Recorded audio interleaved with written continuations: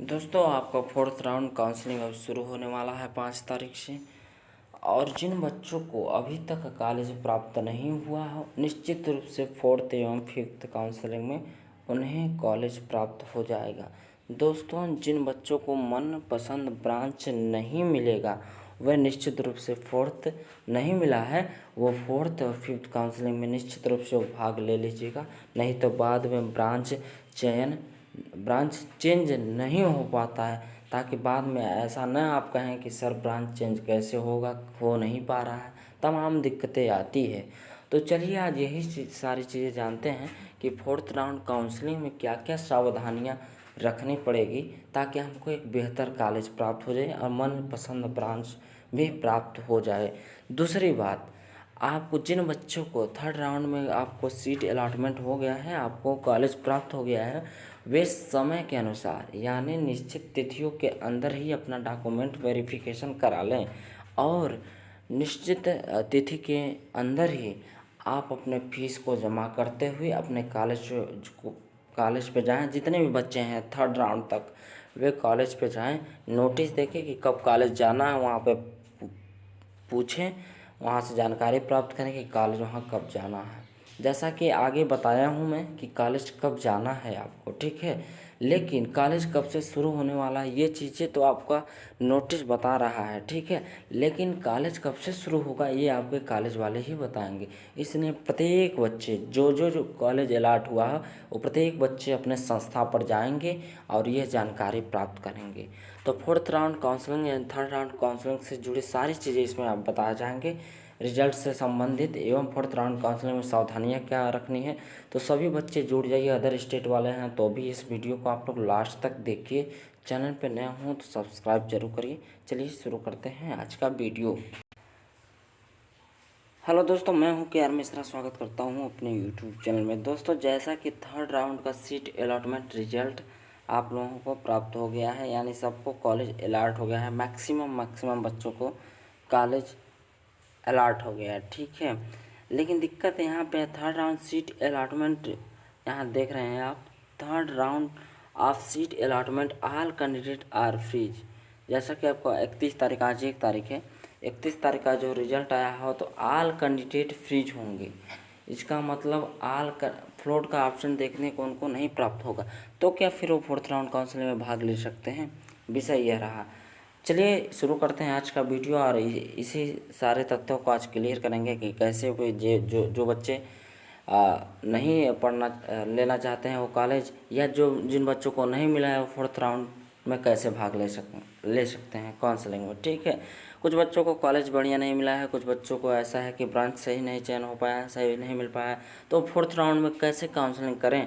और जिनको नहीं मिला है अभी तक कॉलेज, वो फोर्थ राउंड में कैसे भाग लें, फोर्थ राउंड की क्राइटेरिया क्या क्या है, फोर्थ राउंड में क्या सावधानियाँ रखनी है, क्योंकि फोर्थ राउंड एक स्पेशल काउंसलिंग है और उसमें अदर स्टेट वाले भी भाग लेंगे। तो निश्चित रूप से चीज़ें आपको देखनी है, ठीक है। देखिए दोस्तों, जब भी आप थर्ड राउंड काउंसलिंग का जो ऑल कैंडिडेट फ्रीज होंगे, उसमें ये ऑप्शन आएगा, ठीक है, कि आप 3250 केवल सिक्योरिटी फीस जमा करके आप फोर्थ राउंड काउंसलिंग में भाग ले सकते हैं, क्योंकि उसमें अदर स्टेट वाले और यूपी दोनों के भाग लेंगे। जो बच्चा अभी थर्ड राउंड तक काउंसलिंग बिल्कुल अभी तक नहीं कराया है और फोर्थ राउंड से पहली काउंसलिंग की प्रक्रियाएं कर सकता है, वो उसके लिए फर्स्ट राउंड की काउंसलिंग होगी। जैसा कि ये स्पेशल काउंसलिंग है तो सभी बच्चों को चांस मिलेगा, चाहे वो यूपी के हों या अदर स्टेट के हों, या यूपी में थर्ड राउंड तक अभी नहीं मिल पाया है, वो अभी निश्चित रूप से सभी लोग भाग ले सकते हैं, तो इसमें कोई दिक्कत नहीं है। यहाँ जिन बच्चों को कॉलेज बढ़िया से अलॉट हो गया है और मनपसंद कॉलेज है, मनपसंद ब्रांच है, वो जल्दी से अपना डॉक्यूमेंट वेरिफिकेशन करा लें, कहीं ना कहीं समय के अंदर करा लें, क्योंकि देख सकते हैं आप लिखा है third round document verification at the district help centre and balance fees deposit only for freeze candidate. यहाँ जितने भी फ्रीज हैं वो अपना फीस जमा कर देंगे, उसके बाद अब जो बच्चे नहीं हैं वो सिक्योरिटी फीस जमा करके अपना नेक्स्ट काउंसलिंग में भाग ले लेंगे। ये 1 से 3 तारीख के बीच में होगा, 1 से 3 तारीख के बीच में आप करा लेंगे। और आपके सेशन जो चलने के हैं, थर्ड राउंड तक के जितने बच्चों को कॉलेज मिल गया है, उनके जो कॉलेज के सेशन जो चलने वाले हैं, यानी जो आपकी पढ़ाई चलने वाली है, वो सितंबर से चलने वाले हैं। तो निश्चित रूप से जिन बच्चों को कॉलेज मिल गया है, निश्चित रूप से अपने कॉलेज पे संपर्क करें, अपने कॉलेज पे जाएं, नोटिस देखें कि कब कॉलेज बुलाया गया है। निश्चित रूप से सभी लोग अपने कॉलेज पे नोटिस को देखें, ठीक है। कॉलेज से जुड़ें या कॉलेज पे जाएँ, कॉलेज पे देखें। यही आप लोग पूछ रहे थे कि सर कॉलेज कब जाना है, कॉलेज कब से खुलेगा। तो निश्चित रूप से आप कॉलेज जाइए, कॉलेज का अलग से नोटिस होता है, वो बताती है कि कब आपको कॉलेज जाना है, ठीक है। तो निश्चित रूप से आप ये चीज़ें करेंगे और सभी बच्चे कहीं ना कहीं अगले काउंसलिंग में वो लोग भाग ले सकते हैं जिनको कॉलेज नहीं प्राप्त हुआ है। चलिए फोर्थ राउंड की काउंसलिंग की सभी तथ्यों पर बात करते हैं, क्योंकि फोर्थ राउंड काउंसलिंग एक स्पेशल काउंसलिंग है। आपकी फोर्थ राउंड जो चॉइस फिलिंग है इसका, new candidate for qualified candidate of UP and other state. जो न्यू कैंडिडेट हैं वो भी अप्लाई कर सकते हैं, अदर स्टेट के भी कर सकते हैं। जो क्वालिफाइड मतलब जो अभी तक काउंसलिंग के थ्रू जिनको कॉलेज नहीं प्राप्त हुआ है वह भी इसमें कर सकते हैं। 5 सितंबर से 5 सितंबर 6 सितंबर को 2 दिन ये आपकी चॉइस फिलिंग होगी। इसका सीट अलॉटमेंट आ जाएगा आपको 7 तारीख को।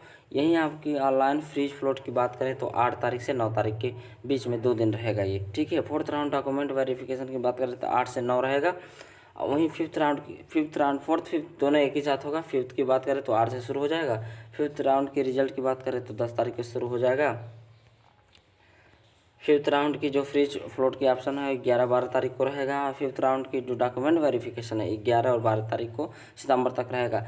और फोर्थ फिफ्थ तक के जितने भी बच्चे हैं जिनको कॉलेज अलॉट हो जाएगा उनकी जो सेशन है वो चालू हो जाएंगे आपको 14 सितंबर से कॉलेज चालू हो जाएंगे। देखिए जितने भी बच्चे हैं लगभग सबके जो हैं 15 सितंबर के बाद ही क्लास चालू होंगे, लेकिन आप लोग अपने अपने कॉलेज पे जाके संपर्क जरूर कर लीजिएगा, ठीक है। जितने लोगों को फिफ्थ तक मिल जाएगा और निश्चित रूप से सभी लोग अपना फ्रीज ऑप्शन का चयन कर लेंगे और फीस जमा करके अपने कहीं ना कहीं कॉलेज पे जाएंगे, क्योंकि वहाँ के नोटिस देखेंगे। क्या क्या विशेष ध्यान देने वाली बातें होती है फोर्थ राउंड काउंसलिंग में, ये मैं आपको बता रहा हूँ। काउंसलिंग के विशेष चक्र में प्रतिभाग करने वाले अभ्यर्थी केवल उसी चरण में ही विकल्प भर सकेंगे जिस चरण में उन्होंने प्रतिभाग किया है।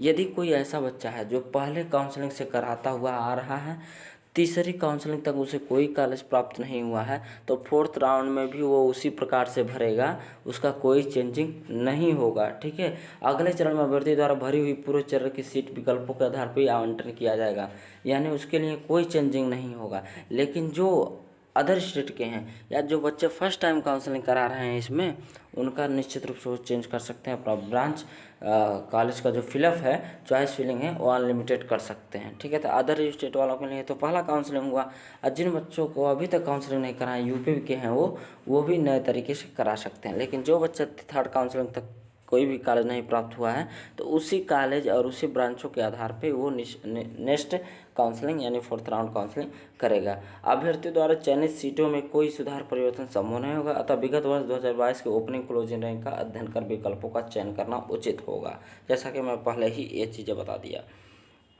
दूसरा, विशेष चक्र के चतुर्थ एवं पंचम चरण में डॉक्यूमेंट वेरिफिकेशन प्रदेश के सभी जनपदों में बने राजकीय अनुदानित पॉलिटेक्निक संस्थाओं में सहायता केंद्रों पर ही किया जाएगा।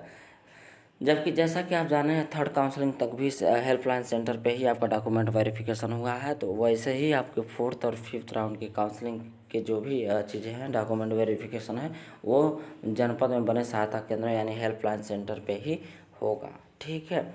तीसरी की बात करें कि विशेष काउंसलिंग के चतुर्थ एवं पंचम चरण में केवल वे ही अभ्यर्थी भाग ले सकेंगे जो संयुक्त प्रवेश परीक्षा में सम्मिलित हुए हैं और मुख्य काउंसलिंग के तृतीय चरण तक किसी भी संस्था में प्रवेश नहीं लिया है। देखिए तृतीय इसका नोट ये है कि चतुर्थ और पंचम चरण में काउंसलिंग में वे भाग ले सकते हैं जो या तो यूपी के हों या अदर स्टेट के हों और वे उसमें एंट्रेंस एग्जाम में सम्मिलित हुए हों, ठीक है।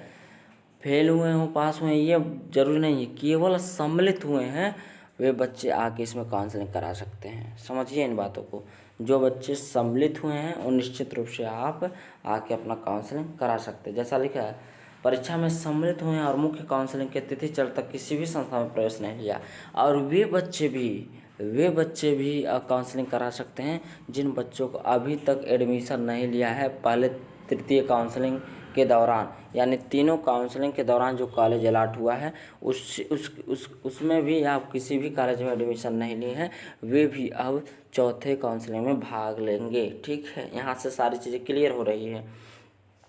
चौथा क्या है, विशेष काउंसलिंग के चतुर्थ एवं पंचम चरण में उत्तर प्रदेश राज्य के बाहर अभ्यर्थी अदर स्टेट कैंडिडेट काउंसलिंग में भाग लेने के लिए पात्र होंगे। यही चौथी काउंसलिंग जो है, इसमें यूपी के अलावा अदर स्टेट जितने भी हैं, जो भी बाहर के बच्चे हैं, वे भाग ले सकते हैं।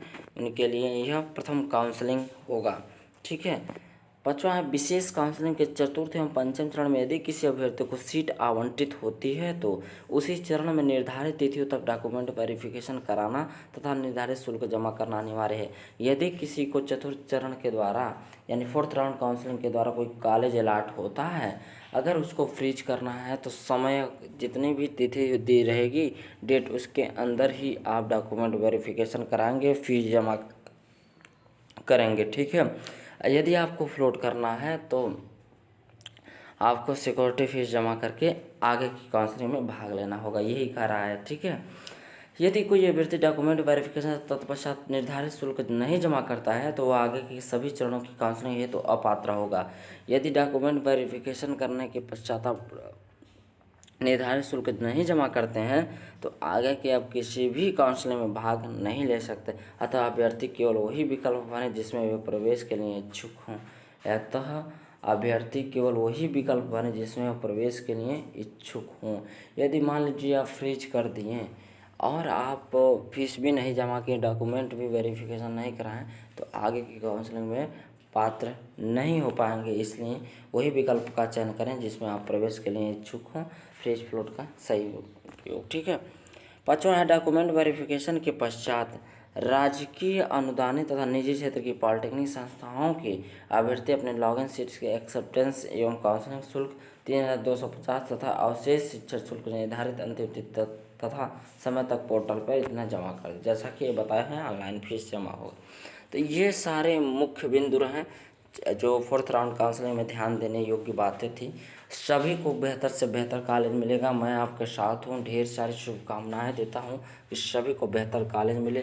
थर्ड राउंड काउंसलिंग तक जिनको मिल गया है, सभी को ढेर सारी शुभकामनाएं। मैक्सिमम बच्चों को कॉलेज प्राप्त हुआ है, मैक्सिमम बच्चों को गवर्नमेंट कॉलेज प्राप्त हुआ है, मैक्सिमम बच्चों को कहीं ना कहीं प्रसिद्ध एडेड कॉलेज भी मिले हैं। कोई एडेड कॉलेज ऐसा होता है जिसका सरकारी की तुलना में ही उसकी की गिनाई होती है, तो कहीं कहीं ऐसा होता है। तो निश्चित रूप से जिसको एडेड कॉलेज प्राप्त हुआ है, अगर मनपसंद है कॉलेज, तो निश्चित रूप से वहाँ पढ़ाई कर सकते हैं। जिन बच्चों को गवर्नमेंट कॉलेज मिला है, तो गवर्नमेंट कॉलेज से बेहतर कोई कॉलेज नहीं होता है। आपको अपने अनुसार पढ़ना होता है तो निश्चित रूप से कॉलेज बेकार नहीं होता है, ब्रांचों का चयन अच्छे से होना चाहिए। ठीक है। कॉलेज कोई भी मिले, एडेड हो या गवर्नमेंट, आप पढ़ाई कर लीजिए, मायने ये नहीं रखता है। मायने ये रखता है कि ब्रांच आपका मनपसंद होना चाहिए। निश्चित रूप से ब्रांच का जो चयन है वो आपके मनपसंद का होना चाहिए, ताकि आप उससे आगे बढ़ेंगे और आने वाले क्षेत्रों में उसी स्ट्रीम में कार्य करेंगे। तो निश्चित रूप से आपको ये देखना चाहिए कि जो आपका जो ब्रांच है वो मनपसंद होना चाहिए, ताकि भविष्य में कोई भी दिक्कत न आए। मनपसंद है तो बढ़िया से आप पढ़ेंगे भी, बढ़िया से पढ़ाई भी करेंगे। ढेर सारी शुभकामनाएं देता हूं कि आप बढ़िया से आप लोग फोर्थ राउंड में भी काउंसलिंग कराएं। जैसा कि फोर्थ राउंड काउंसलिंग में अभी समय है, 5 तारीख से चालू हो रहा है। हाँ, तो कहीं ना कहीं 5 तारीख से चालू हो रहा है, तो अभी अब समय है। सारे डॉक्यूमेंट को भी अदर स्टेट वाले जितने भी बच्चे हैं वो डॉक्यूमेंट को अपने तैयार कर लें। यूपी के जितने हैं, जिन बच्चों को अभी तक नहीं मिला, वो भी डॉक्यूमेंट अपना तैयार करें। सारे डॉक्यूमेंट को आप लोग रेडी रखिए, काउंसलिंग कराइए। सभी को शुभकामनाएं देता हूँ, सभी को बेहतर कॉलेज मिले, सभी को बेहतर कॉलेज मिलेगा। कोई भी क्वेरी होगा निश्चित रूप से आप कमेंट करिएगा। चैनल पर नए होंगे तो सब्सक्राइब करिएगा। मिलते हैं नेक्स्ट वीडियो में, तब तक